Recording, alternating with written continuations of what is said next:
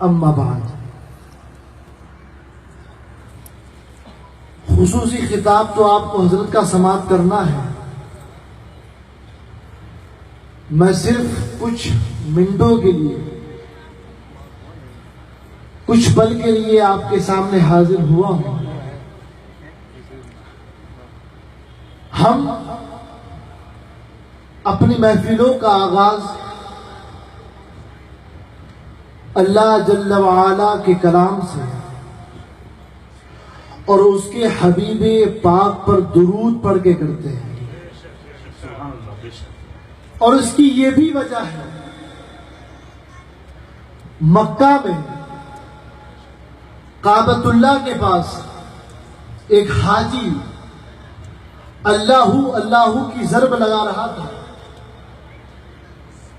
पास से गुजर होने वाले ने पूछा कि ये क्या अल्लाह अल्लाह कर रहे हो, कुछ और भी पढ़ो। वो हाजी कहता है कि उसके सिवा है ही कौन। वो हाजी ने देखा कि एक दूसरा हाजी तवाफ कर रहा है और मुस्तफा पर दुरूद पढ़ रहा है। उस हाजी ने उस हाजी से पूछा, क्या सिर्फ दुरूद पढ़ते हो, कुछ और भी पढ़ो। वो कहता है कि मैं वही तो पढ़ रहा हूं जो अल्लाह पढ़ रहा है। सुभान अल्लाह। यानी कायनात या तो अल्लाह के जिक्र के लिए या अल्लाह के हबीब के जिक्र के लिए। और ये वो दुरूद है। आज लोग हमारे पास आते हैं कि हजरत परेशान हाल है, कोई वजीफा बता दीजिए। हम कहते हैं कि सिर्फ दुरूद को वजीफा बना ले, सारी परेशानी दूर हो जाएगी। सुभान अल्लाह, सुभान अल्लाह। बेशक बेशक। हजरत जलालुद्दीन रूमी नकल फरमाते हैं कि आका ने शहद वाली मक्खी से पूछा कि बता तू शहद कैसे जमा करती है। वो अर्ज करती है बारगाह हबीब में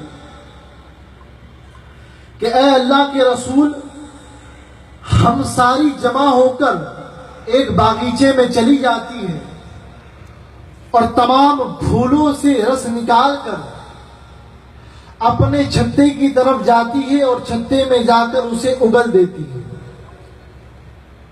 जालोर वालों तवज्जो से सुनना, वो जो गैब की खबरें रखता है वो पूछता है कि बगीचे में तो मुनफरिद जात के फूल होते हैं, अलग अलग रस के फूल होते हैं, कुछ कड़वे कुछ मीठे होते हैं, फिर तेरे शहद में ये मिठास कैसी। तो वो मधुमक्खी कहती है कि हमें कुदरत ने ये हुक्म दिया है कि जब फूल से रस निचोड़ ले और छत्ते की तरफ जाए तो अपने हबीब पर दुरूद पढ़े। इस दुरूद पढ़ने के सदके में हर तरह का रस मीठा हो जाता है। नाराए तकबीर, नाराए तकबीर, नाराए रिसालत, नाराए रिसालत। मधुमक्खी बता रही है कि जिस तरह मैं रस को मीठा करने के लिए दुरूद पढ़ती हूं, तुम अपनी जिंदगी में मिठास चाहते हो तो दुरूद की कसरत किया करो। ये औलिया इकराम के आस्ताने, ये बारगाहे औलिया इकराम सिर्फ और सिर्फ जोड़ने के लिए है। किसके लिए है? बोले, जोड़ने के लिए, सिर्फ जोड़ने के लिए। इस आस्थाने पे आप आओ, कभी आपसे पूछा गेबन शाह वली ने कि बता कौन से मोहल्ले से आ रहा है,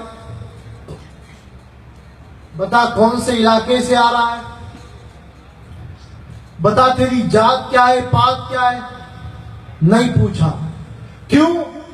क्योंकि ये आस्थाने नाम नहीं पूछते, सिर्फ आने वाले का काम पूछते। बेशक बेशक। आने वाला परेशान हाल आया है, परेशानी से नजात देनी, बीमार आया है, बीमारी से शिफा देनी है। और खुद नहीं देनी, अल्लाह से दिलवानी। हजरत बाबा फरीद के पास एक शख्स आया और तोहफे में उसने हजरत बाबा फरीद को कैंची पेश की। क्या पेश की? क्या पेश की? कैंची जो हो काटने का काम करती है। क्या करती है? काटने का काम। कैंची जोड़ने का काम करती है, काटने का काम हर घर में होगी औरतों के पास। हजरत बाबा फरीद की बारगाह में आया, मुरीद था, अदबन पेश की। आप फरमाते हैं जा कैंची वापस ले जा। मुरीद था, कहने लगा हजरत ये पीर साहब नजराने को कब से मना करने लगे, मैं तो नजराने के तौर पे लाया था, तोहफा लाया था, आप मना कर रहे हैं। आप फरमाते हैं सुन, जा ये कैंची ले जा और मेरे लिए एक सुई लेकर आ। वो कहता है हुजूर क्यों? फरमाते हैं सुन, ये कैंची है, कैंची जो काटने का काम करती है। हम औलिया इकराम मशाइखे चिश्त जोड़ने का काम करते हैं। जा सुई लेकर आ जो हमेशा जोड़ने का काम करती है। सुभान अल्लाह, सुभान अल्लाह, बहुत अच्छे, बहुत अच्छे। मैसेज क्या मिला? कौम को जोड़ना है तो औलिया के आस्थानों को मजबूत करो। देश के अंदर अमन मोहब्बत चाहते हो, औलिया के आस्थानों को मजबूत करो। ये आस्थाने वाले कभी दहशतगर्द नहीं हो सकते। बड़ी पते की बात है। जो आस्थानों को अजियत पहुंचाए दहशतगर्द वो होते हैं। ख्वाजा मोइन का पैगाम सुनो, फरमाते हैं भूखों को खाना खिलाओ। ख्वाजा निजाम का पैगाम सुनो, प्यासों को पानी पिलाओ। अरे वो साबिर जिसने 12 साल सिर्फ खिलाया, इसलिए कि ये बुजुर्ग सिर्फ खिलाना जानते हैं, कौम का खाना नहीं जानते। वो कोई और है जो 40 दिन खाने निकलते हैं। ये वलियों के आस्थाने खिलाने के लिए रखे गए। अल्लाह फरमाता है मेरे करीब आना चाहते हो, मेरे वलियों के करीब आ जाओ। और ये जोड़ने का काम, हर दरगाह से आपको एक ही मैसेज मिलेगा, इंसानियत, मोहब्बत। जिसने इंसानियत की बात की वो औलिया इकराम वाला है, और जिसने बम बारूद की बात की उसका इस्लाम से कोई ताल्लुक नहीं। अरे वो मुस्तफा, आओ मैं तुम्हें बताऊं मुस्तफा की सीरत तैयबा क्या है। वो मुस्तफा जो फतह मक्का पर आकर फरमा दे कि आज मेरे पीछे हजारों हैं, ये मत समझना कि मोहम्मद जुल्म करेगा। अरे असल इंसानियत और सब्र वाला वही है कि ताकत हो और जुल्म न करे, ताकत हो और बदला न ले। मुख्तलिफ मज़ाहिब की एक अलग रिवायत है, हर किताब में हमें अलग अलग बात मिलेगी। किसी ने कहा ये मेरा मजहब है, किसी ने कहा ये मेरा मजहब है, किसी ने कहा ये मेरा मजहब है। मुस्तफा से पूछा गया दीन क्या है? आका फरमाते हैं हुस्नुल खुल्क, अच्छा अखलाक ही दीन है। अब हमें ये अपने अंदर देखना है कि हमारा अखलाक कितना अच्छा है। क्यों? क्योंकि दीन इस्लाम फितरत का मजहब है और दीन के अंदर अल्लाह ने मोहब्बत रखी। सलामती जिस मजहब में है उस मजहब का नाम इस्लाम है। माइकल एच हार्ट ने किताब लिखी, आपने सुना है, the most influential personalities in history.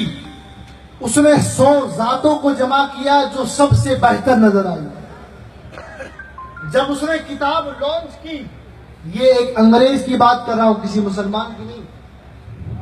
जब उसने किताब लॉन्च की, किताब खोली गई 100 फहरिस्त में, सबसे पहला जिसका नाम था वो आमिना का लाल मदीने का ताजदार था। सुभान अल्लाह। उससे पूछा गया तुम्हें 100 नाम जमा किए, कायनात की बड़ी बड़ी शख्सियत, बौद्ध जैसी शख्सियत, बड़े बड़े तीसमार खा उसमें, और पहला नाम मोहम्मद का। वो कहता है मैंने मुसलमानों के नबी जैसा किसी शख्स का किरदार देखा ही नहीं। बेशक बेशक। मैंने अमन देखा तो मुस्तफा में, दीन देखा मुस्तफा में, मोहब्बत देखी मुस्तफा में।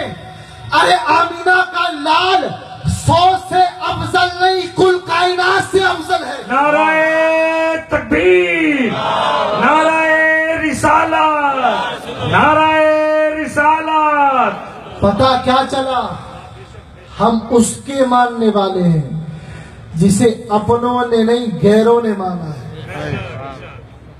मुस्तफा आप जैसा कोई आया ही नहीं, और आता भी कैसे जब अल्लाह ने बनाया ही नहीं। आता भी कैसे जब अल्लाह ने बना। और फरमाते पी नसीरुद्दीन नसीर के नसीर, उनके सिवा कौन है रसूल ऐसा है सुभान अल्लाह, जो बख्शवाने पे आए तो बख्शवा के चले। सुभान अल्लाह। मुस्तफा फरमा रहे हैं मेरे उम्मतियों, अच्छा अखलाक पैदा। अच्छा अखलाक वही हो सकता है कि जिसका पड़ोसी उससे खुश हो। आका फरमाते हैं कि पड़ोसी मुसलमान है, गैर मुसलमान है, ये न देखो पड़ोसी पड़ोसी होता है। और पड़ोसी का ख्याल रखो, जिसका पड़ोसी उससे नाराज होगा अल्लाह उसे जन्नत अता नहीं फरमाएगा। पड़ोसी का मकाम समझो। मुस्तफा बता रहे पड़ोसी का हक समझो। यही औलिया इकराम की तारीफ है, यही औलिया इकराम की सीरत है कि उन्होंने जब भी बात की मोहब्बत की बात। ख्वाजा ने एक नजर में 90 लाख ऐसे ही नहीं बनाए। एक अंग्रेज कहता है कि मैंने दुनिया में, जब मैं हिंदुस्तान पहुंचा, जॉर्ज बुश कहता है जब मैं हिंदुस्तान पहुंचा तो मैंने देखा कि एक कब्र पूरे हिंदुस्तान पर राज कर रही है। हाय सुभान अल्लाह। उससे पूछा गया वो कब्र किसकी है, वो कहता है वो ख्वाजाए अजमेर मोइनुद्दीन की कब्र है, जो हर हिंदुस्तानी के दिल में बसी है। ख्वाजा के यहाँ ये नहीं पूछा जाता कि हिंदू है या मुसलमान है। ख्वाजा के यहाँ सिर्फ इतना पूछा जाता है आ गया, बैठ जा, बता अब तेरा काम क्या है। और ये यकीन जानो कि जो सच्चे दिल से इन औलिया के आस्थानों पर आया, इन लोगों ने उसकी बिगड़ी सवार दी। अल्लाह ताला हमें सच्चे मानों में इन बुजुर्गों के फ्यूज और बरकत से मालामाल फरमाए और अदब बजा लाने की तौफीक अता फरमाए। वाखिर दावाना अस्सलामु अलैकुम।